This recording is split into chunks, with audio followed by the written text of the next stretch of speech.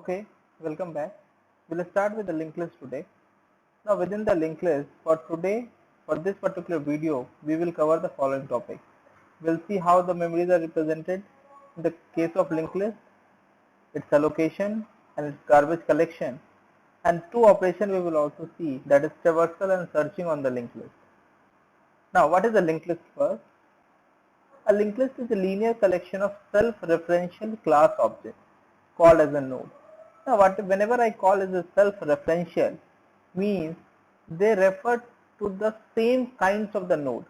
Means whatever the node you have, whatever we call thing as a node, they refer to the same type of the node itself.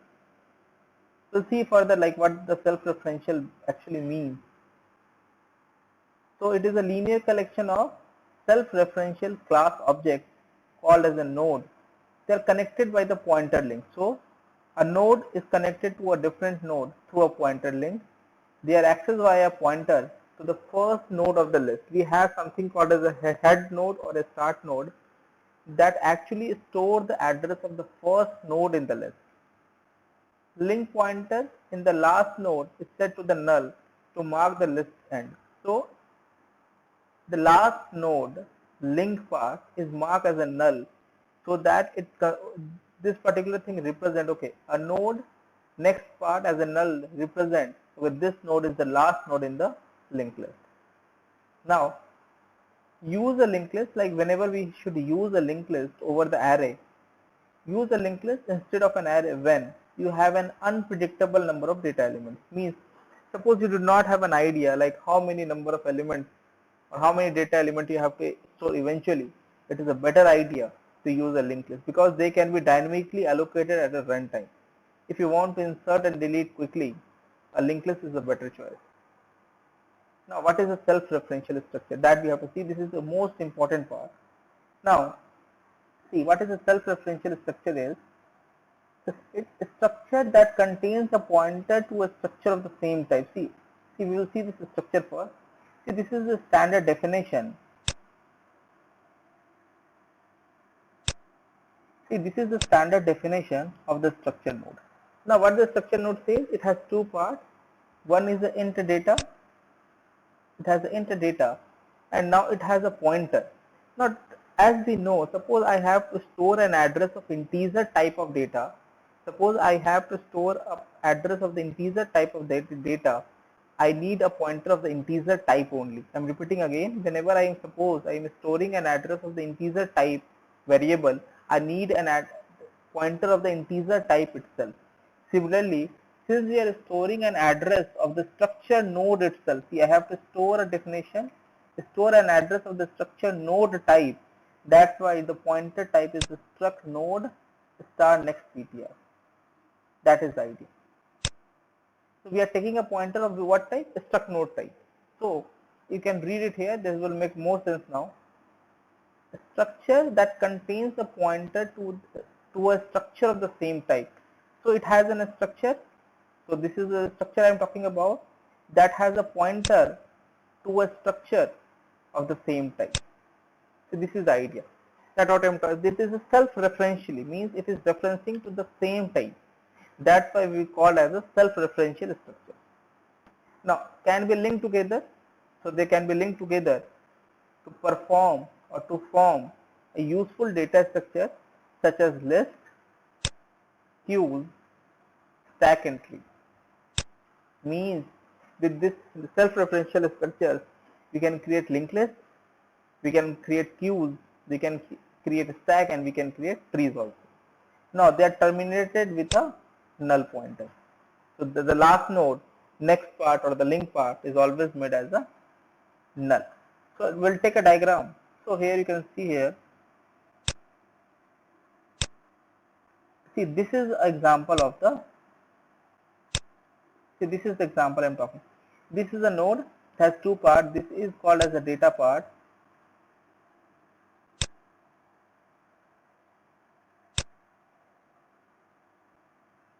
This is the data part I have, and this is the next ptr.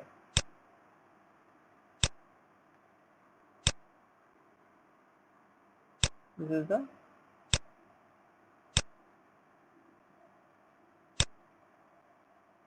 Now what the next PTR is holding? An address of the next node. So this node again will have the data part and will have a pointer. Since it is the last node in the list, it has a null. A null mark. Okay, there is nothing after this. Now,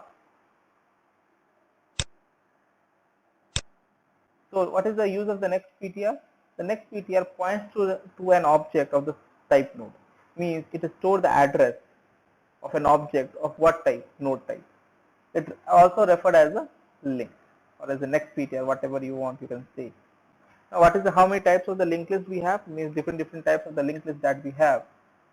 Now, the first we call as a single linked list.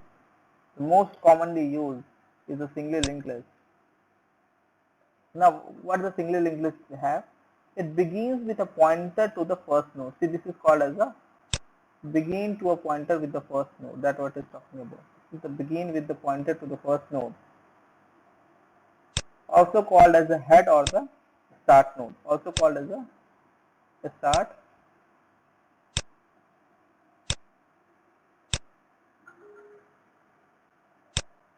or head.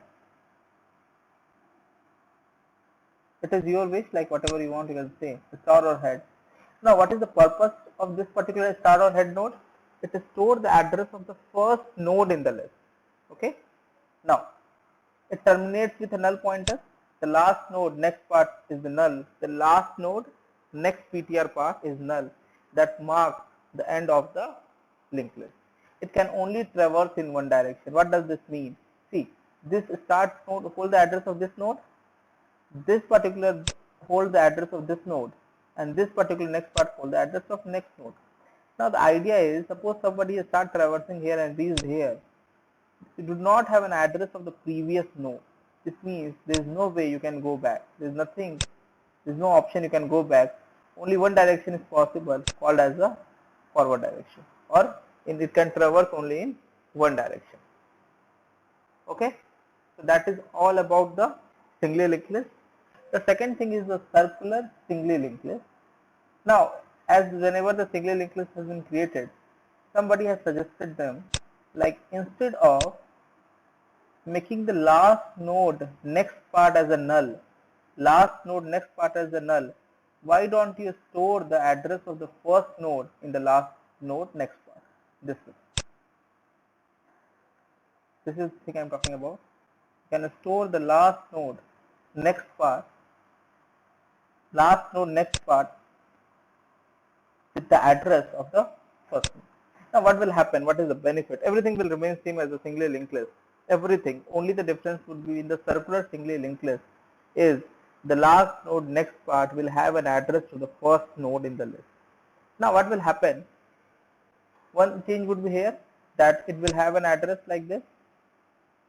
Okay. The second thing would be, now a circular movement is possible. Like means again you cannot go back. The backward direction is still, the backward movement is not possible, but a circular movement is possible in the circular link. This means you have a hope that whatever the node you have crossed, you can again come back after taking entire circular movement. That is the benefit of the circular singly linked list. Okay.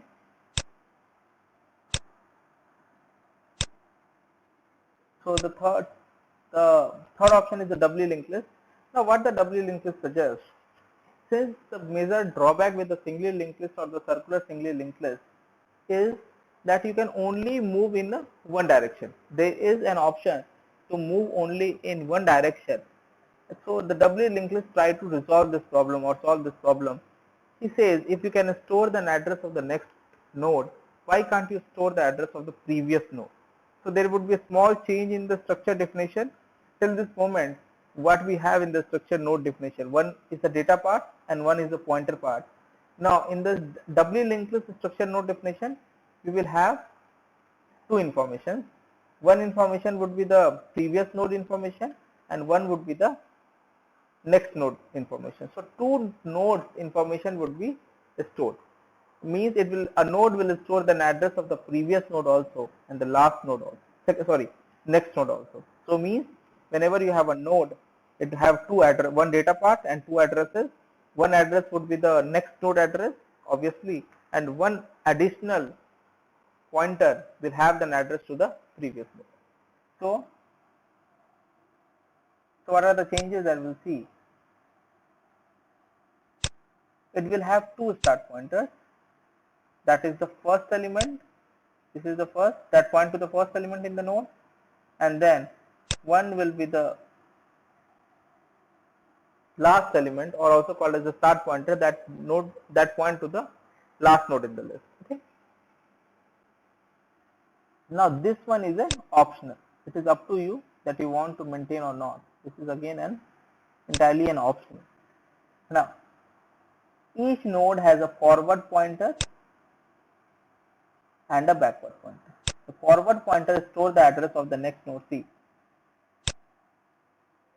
it is storing the address of the next node, and this one is storing the address of the previous node. So that is idea. That is only the idea. Now it allows the traversal both in the forward and the backward direction. What about the last node next part? This is the last node. The last node next part would be marked as a null to mark the end.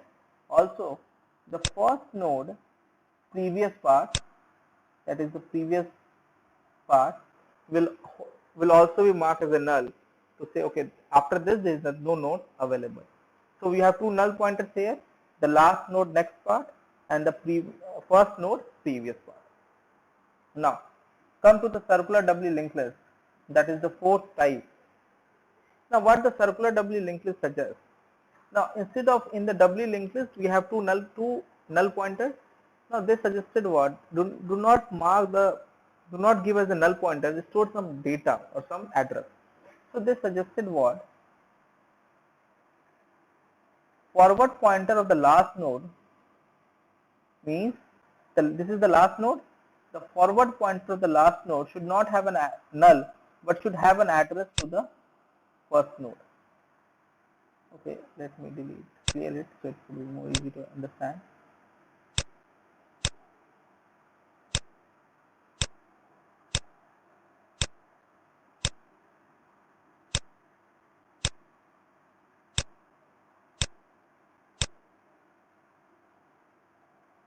Okay, so in circular doubly linked list, what is the idea is, instead of marking a null here, do not mark a null but have an address of the first node in the list. So circular movement would be possible, and first node previous part or the backward pointer should not have null but should have an address to the last node. That is only the change into the doubly and the circular doubly. So the last node forward pointer or the next pointer will store the address of the first node.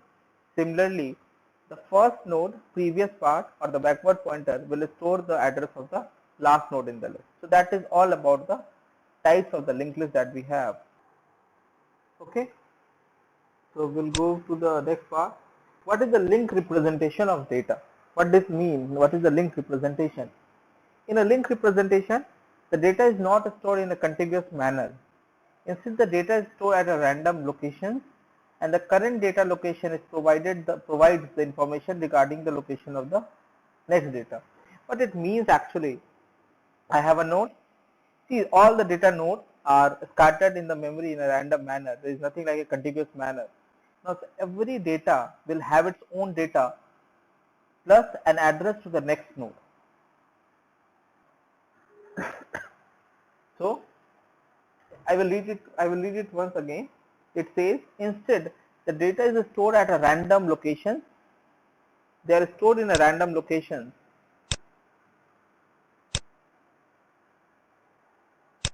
And the current node that you are pointing provides the location provides the information regarding the location of the next data. That is all about the linked representation. See, in a linked list, every node will have its own data plus an address to the next node in the list. That is all about. You can take an example here. It could be more clear from this.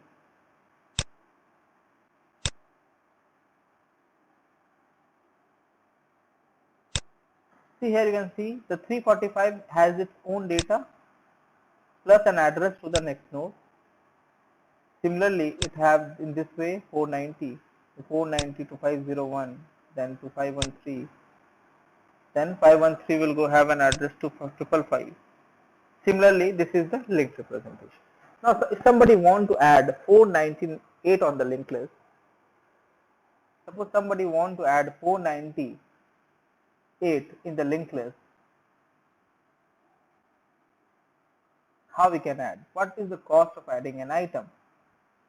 So suppose I want, see, since they are arranged in a ascending order, so 498 will get the place after 490. So this will, after 490 we have to insert.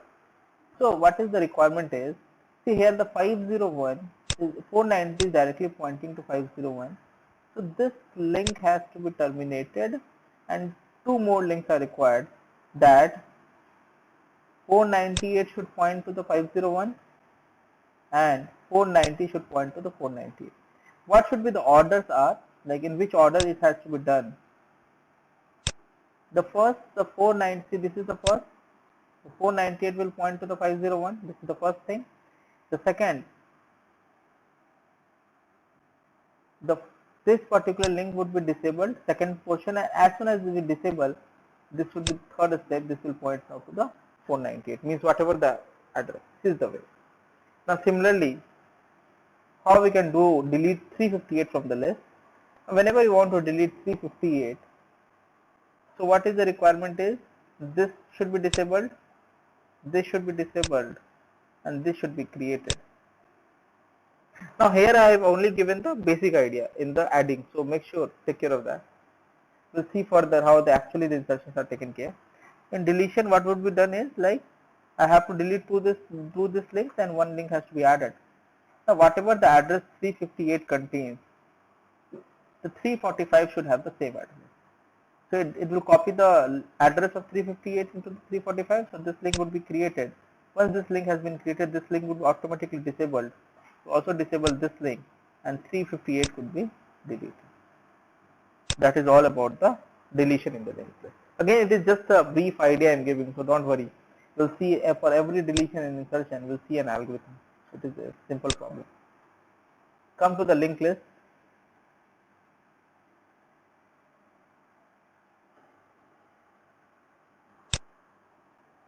Now, how do we represent a linked list in the memory? That is the first question that you have to understand. Each location has two fields. One is a data field and a pointer link. This we call as a data field. See, this is we call as a data field. See, this is the data field and this is the pointer or link field. Hold the address of the next node. This is the basic linked list representation. This is the start pointer, has an address of the first node, and this is a null pointer that marks the end of the linked list. The last node next part is marked as a null, so that, okay, this is the last node in the list. Now this is a standard structure definition. The struct node int data, that is the data part or data field, and again a pointer of what type, struct node only, because you have to store an address of what type of the node, struct node type. So, and how to create a node, struct node, and give a name of your node, that is a my underscore node. Now example, we'll see what is actually going on here. Now suppose this is pointing to here, again this is now pointing here. Now 4 is pointing to 1, this is pointing to 5. So that is the idea. So you can see how this is actually being done in the memory. And this is pointing to this, and this is marked as a null. Okay, this is the last. That is an idea. There are some certain conventions of the linked list. There are several conventions for the linked list to indicate the end of the list. I am repeating again, there are several conventions of the linked list that indicate the end of the list. The first, a null link that point to the no node, or called as a null. A null link that points to the no node. We can have a dummy node that contains no item, or a reference back to the first node, making it as a circular linked list. So three things: a null link that does not point to any further node, a dummy node that contains does not contain any item. And the third thing is a reference back to the first node, making it a circular linked list. Now come to a very first singly linked list. You can see here. Okay, one thing you should be very clear. Whenever we are creating the struct node definition, we are giving as int data. Instead of int data, like integer data type, you can have any different data type also. Means you can store a string, you can store a float, even you can store a character. Whatever the type of the data you want, you can store. There is not a problem.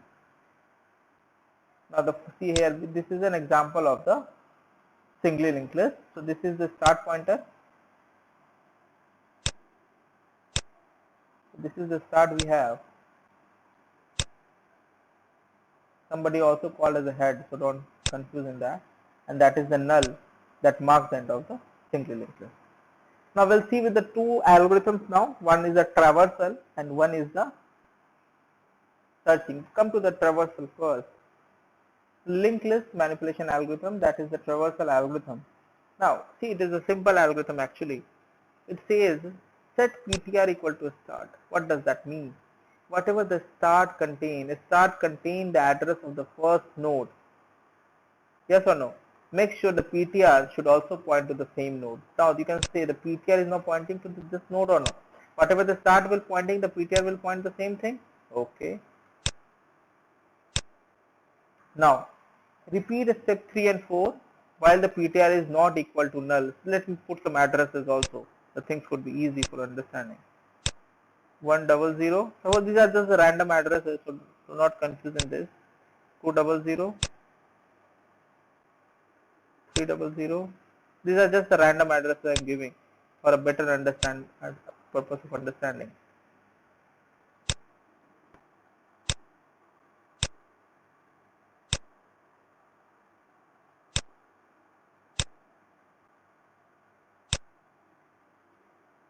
This is 400. These are just the random addresses. 500.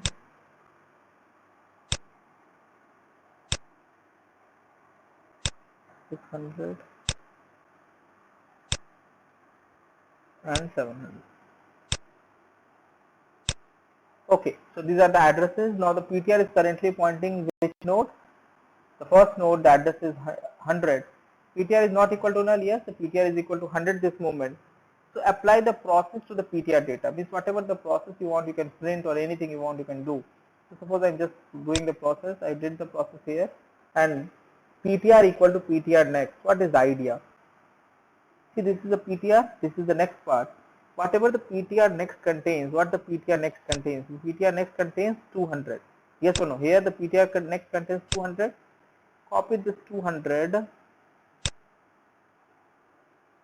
Copy this 200 to the ptr. This means the ptr will jump from here to here. That is the idea. ptr equal to ptr next will jump the point ptr to one next node. That is only the thing. So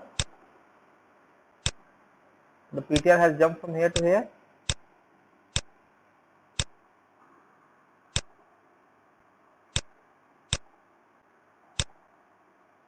Okay.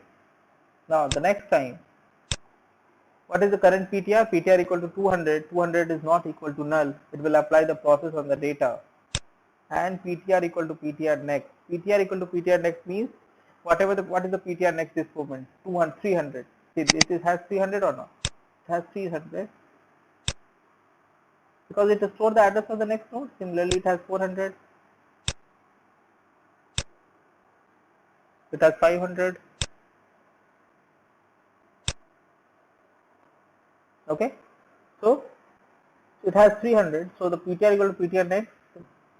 The ptr will jump from here to here. Once the ptr equal to ptr next, it will jump from here to here.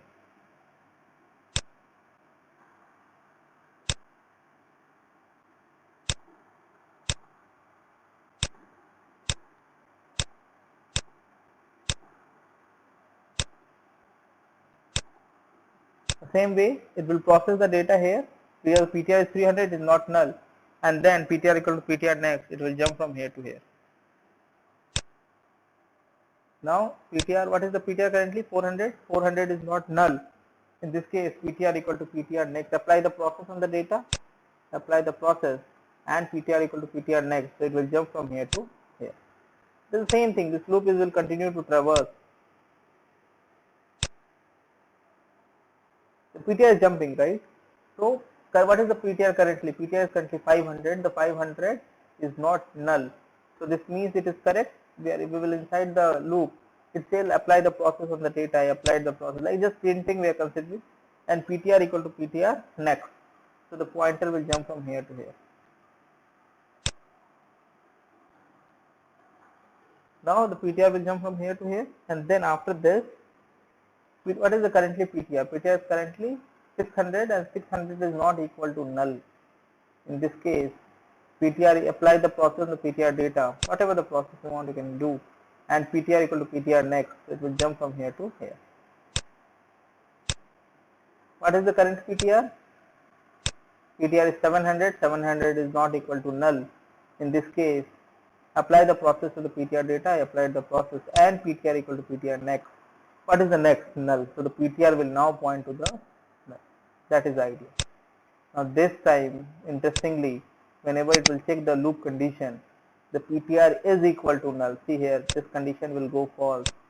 This means you are outside the loop directly here, etc. So that is all about the traversal algorithm in the linked list. What should be the complexity? Obviously, you have to traverse all the linked list, all the node that is present in the linked list. So complexity in the worst case or best case or average case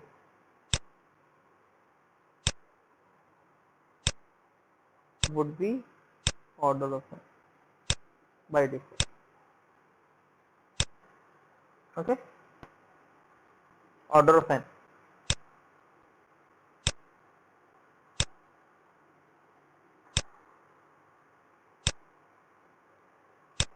I will try with the next algorithm. That is, suppose I want to print the nodes of the linked list. The same thing, like I want to print the number of nodes in the linked list, like what is the count. The same algorithm it will do. Set count equal to 0. See, it is like a traversal process only. Every time whenever you are inside the loop, make some variable as a counter and count equal to count plus 1. So we'll take an algorithm this time. Set count equal to 0 means, okay, this is the what we have. This is the counter variable. PTR equal to start. So the PTR will point to the first node. Now in the same way, it will traverse every node in the list, and while the PTR, this is the PTR equal to PTR start, the PTR is now pointing to this particular first node in the list, whatever the start is pointing, while the PTR not equal to null, count equal to count plus 1. So every time it will go here, 1, count 1. Next time, while the PTR will jump from here to here, every time it will keep on jumping to the next node until it reaches to the null. Again it will count. Similarly, every time it will count equal to count plus 1 until PTR is not null. This means until here it will count, and after this the PTR will jump from here to here. That is the idea. So every node it will go one by one step. So PTR will go from here to here. Currently it is just going one more step ahead. So the same way we have did the traversal process. Okay. Now at the end of this particular loop, whenever the PTR has jumped from here to here, the count would be 1, 2, 3, 4, 5, 6, 7. The count value would be 7. Write the count value. That will denote, okay, this is the number of nodes in the linked list, and exit. What should be the complexity? Order of n, because you are just traversing every node in the linked list, either the best case, worst case, or the average case. If you have to count the number of nodes, the complexity would be order of n. Now suppose you want to search an item in the linked list, what should be the idea? We'll see.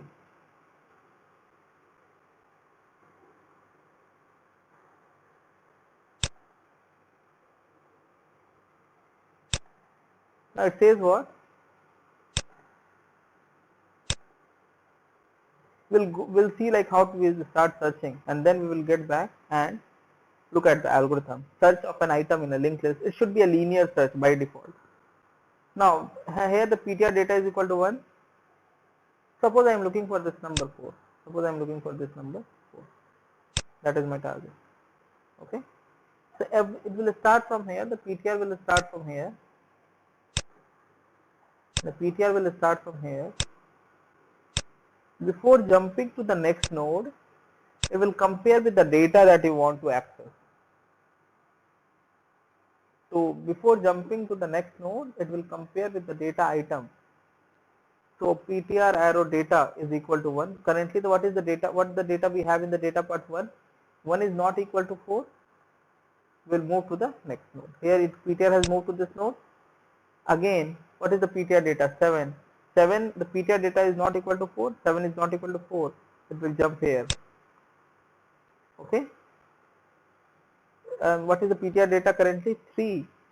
3 is not, PTR data is not equal to 4. 3 is not equal to 4. It will jump to the next node. Here you have found the PTR data is equal to 4 and the PTR data is equal to 4. In this case, whatever the PTR contains, the position will contain the same thing, the address, and the position will contain the same thing. You see the position equal to PTR, and the position now store the address of the node that contains that particular value or the item you are looking for. This is all about the searching of an item. So this is all the data, but one thing I will try to explain here.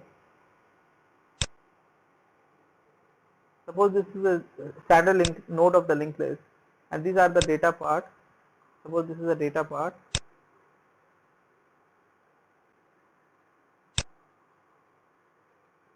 and this is the, let's say, the next part, or address part.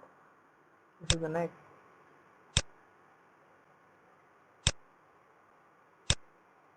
And suppose this is the pointer PTR that is pointing to this node. So if you want to access the data part, how you can access is the PTR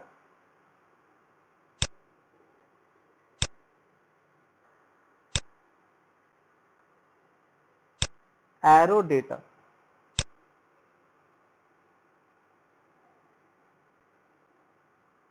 PTR arrow data will access you the data part, and whenever you write as a PTR next, it will allow or give you the access to the next part. Make sure this is the arrow operator.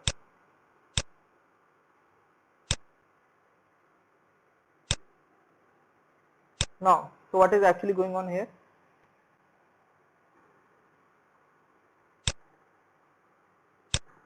It says if avail is equal to null. Sorry. So you're okay with this particular information? We'll get back to the searching of an element in the list. Set PTR equal to start. So the PTR will now point to the first node in the linked list. Okay. So the PTR will point to the first node in the linked list. It says while the PTR is not null, means until the PTR does not become a null, means we still will start from the first node until it goes to every node in the linked list. It will do one thing. It will check. Once it will go to that particular node, it will check a condition that we have already seen.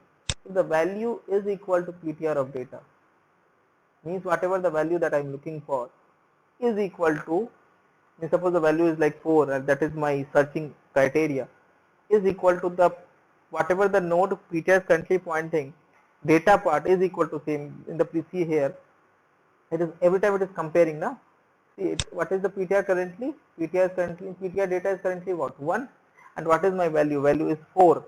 So that is not the case. So it checks the condition.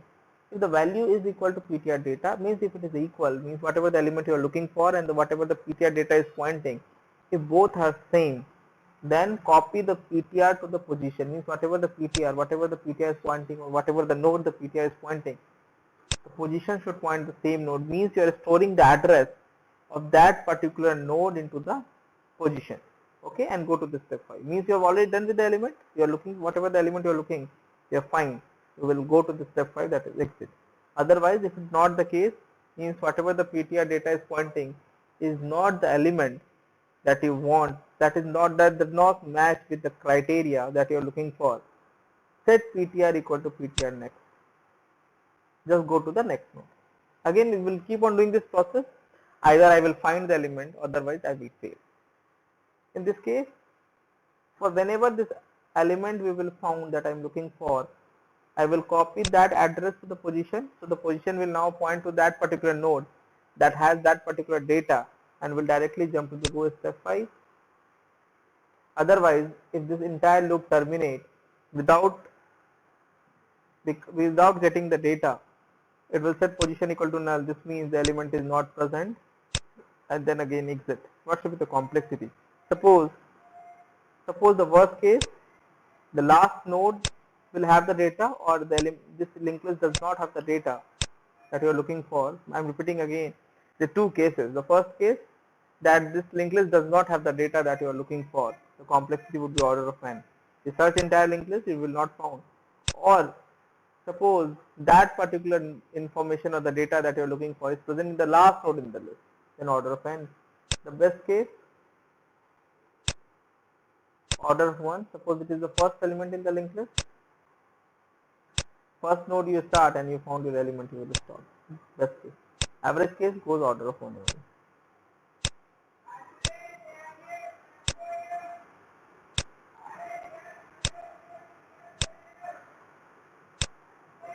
Okay, so we'll end this video here, and in the next video we will go with the insertion and the deletion portion. Thank you.